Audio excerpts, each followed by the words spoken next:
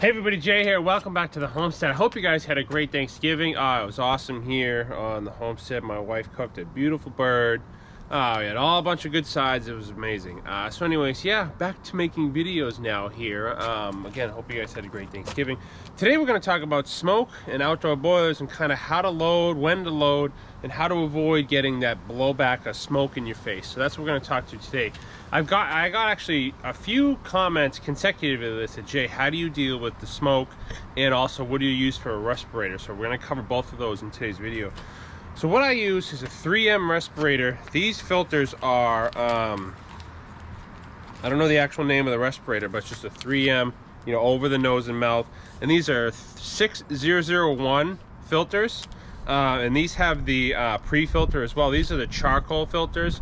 Now my father gave me this. This is a painting respirator. This is designed to filter out really small, like paint dust and particulates. So this is the one I've used.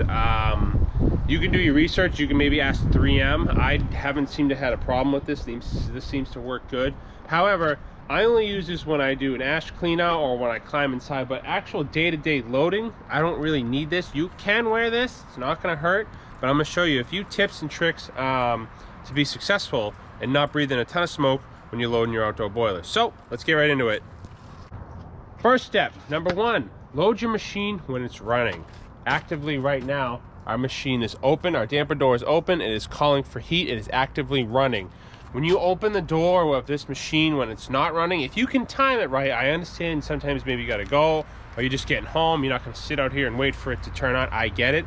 But number one tip is to load the machine when it's actively running, actively calling for heat. That's gonna create the most draft, obviously, out the chimney, and you're not gonna get that blowback when you open the door.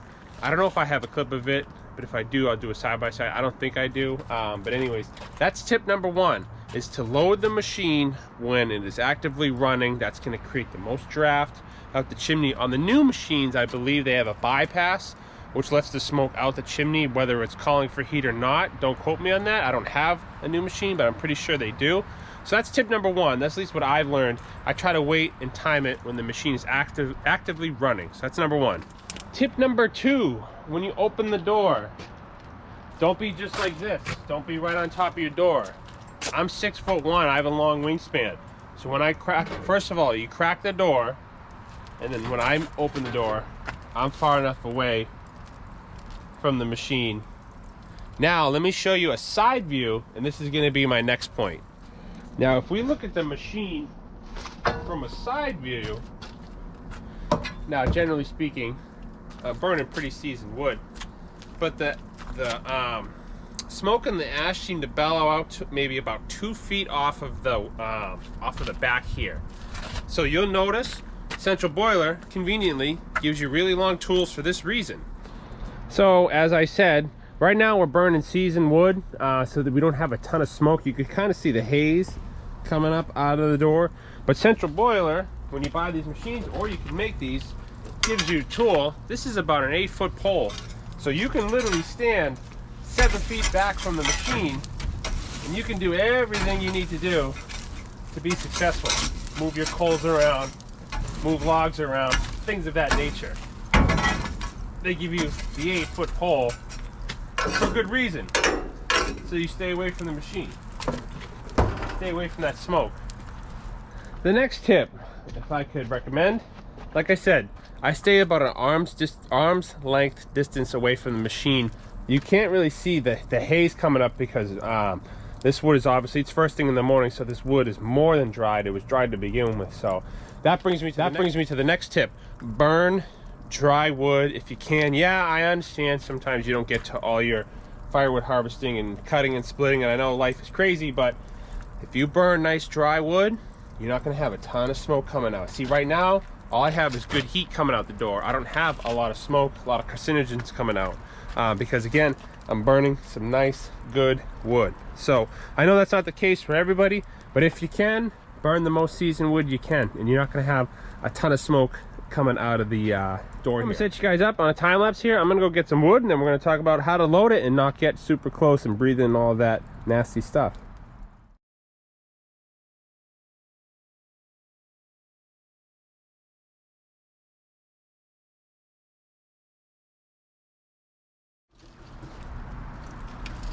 right, next tip is loading the machine.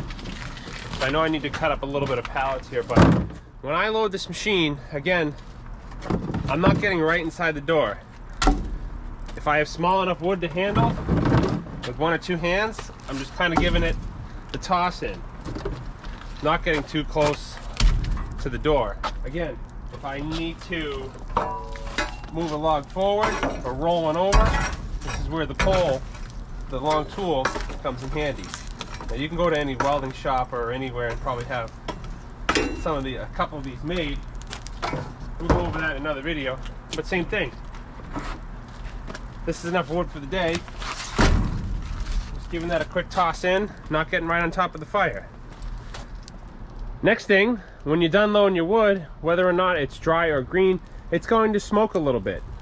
So after you load your wood, just close your door and get out of there. Job is done, right? So we put our wood in and we shut our door. Now I know I hang around and I make videos and I talk with the door open, but that's just for cool effect. But anyways, yeah, one more thing too. Play the wind.